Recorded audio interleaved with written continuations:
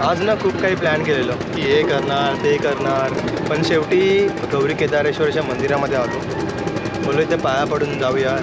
आजचा दिवस आहे आपला. आज आपण इथूनची आरती बघितली. ठीक आहे, तुम्हाला दाखवतो.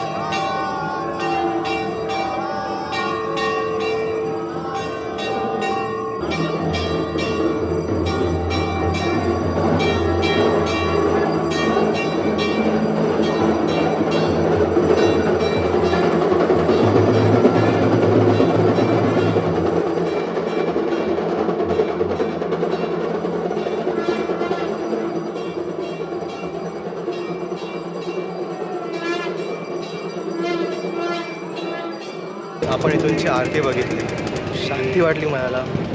आणि आता परत गंगेकिनारे येऊन असं बसलेलो आहे. इथेच आपलं वरतीच मंदिर आहे, खूप छान आहे. असं वाटतं आहे की काही गोष्टी ना अनप्लॅन असलेल्याच बऱ्या असतात. आपण कधी कधी सगळं काही प्लॅन करतो ना, तर आपण खूप घाईघाई करतो त्या गोष्टींचं की हां आपल्याला ही गोष्ट इथे त्याच टायमाला करायचं आहे, त्याच टायमाला झाली पाहिजे. आणि जर ती गोष्ट नाही झाली ना, आपलं मन स्थिर राहत नाही. आपला मनाची चिडचिड होते खूप की यार मी एवढं सगळं करून पण नाही झालं, हे नाही झालं, ते नाही झालं. आज मी अनप्लॅन ट्रिप केली होती आणि माझ्या मनात काहीच नाही की कुठे फिरायचं आहे, काही नाही. पण तरीसुद्धा मी खूप काही फिरलो, खूप काही खाल्लं इथे, खूप काही एक्सप्लोअर केलं आणि खूप काही अनुभवलं की काही गोष्टी अनप्लॅन असलेल्या चांगल्या असतात. सगळ्या गोष्टींचा प्लॅन करून नाही चालायचं. बघा तुम्हाला कसं वाटतं. जर पडत असेल तर ठीक आहे, नाही पडत असेल तर तरी ठीक आहे. सगळ्यांचे एक वेगळे पॉईंट ऑफ व्ह्यू असतात. दर्शन खूप छान झालं, खूप म्हणजे खूप छान झालं. खूप बरं वाटलं. आज गंगाजल घेऊन शंकराच्या पिंडीवर अर्पण केलं. खूप वेगळंच होतं, असं कधीच कुठे केलं नव्हतं. अजून खूप गोष्टी आहेत माझ्या लाईफमध्ये, ते मी मला नाही सांगितलं पाहिजे इथे, पण अशा खूप साऱ्या गोष्टी आहेत. बघूया पुढे पुढे अशी वेळ आली की सांगायचं आहे तुम्हाला काय असतं काय.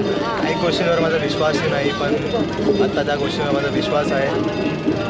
ते गोष्टी सांगेल तुम्हाला काहीतरी. मी या माझ्या सिरीजमध्ये तुम्हाला सांगणार होतो, पण मी बोललो की जाऊ दे, काहीतरी सांगेन. परत एकदा असंच कुठेतरी ट्रिपला जाईन तेव्हा तुम्हाला सांगेन नक्की. चला आता आपण पुढे जाऊया. फक्त आपल्याकडे आता 7 वाजले आहेत, म्हणजे आता फक्त आपल्याकडे 12 तास आहेत. आता मन पण नाही करत आहे की हॉटेलवर झोपण्यासाठी जावं. असं वाटतं की इथेच थांबू, रात्रभर नाईट मारू आणि मग उद्या सकाळी डायरेक्टली ट्रेन पकडू आणि ट्रेनमध्ये झोपू. काही समजत नाही यार, मन भरत नाही माझं इथून जायचं. आता मन बोलतात ना एकदम स्थिर झालं आहे तेव्हा. मनसुद्धा नाही करत आहे की इथून जाऊया. वाराणसीच्या या लाजच्या दिवशी वाराणसीमधून जायचं मन करत नव्हतं.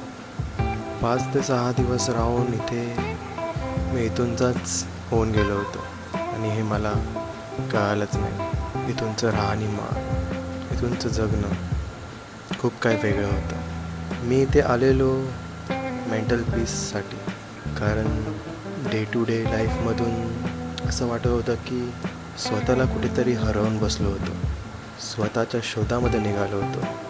प्लॅनमध्ये तर वाराणसी हा शहर कधीच नव्हता. फक्त बॅग उचलली, तिकीट बुक केलं आणि निघालो होतो वाराणसीला. माहीत नव्हतं की असं काही होऊन बसेल.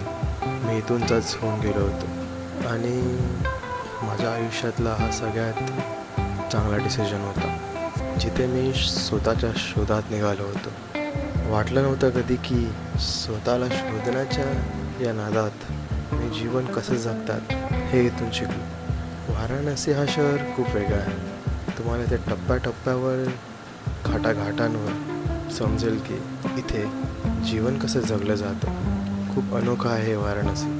तुम्हाला जर कधी असं वाटत असेल की एक अशा शांत ठिकाणी जावं तर तुम्ही वाराणसी हा शहर हे तुमच्या ट्रॅव्हल प्लॅनमध्ये ॲड नक्की करा. मग चला आपण निघूया. आपली वेळ झाली आहे. मन तर नाही करत आहे पण जावं लागेल आणि पुन्हासुद्धा यावं लागेल. भेटूया पुन्हा एकदा या व्हिडिओमध्ये.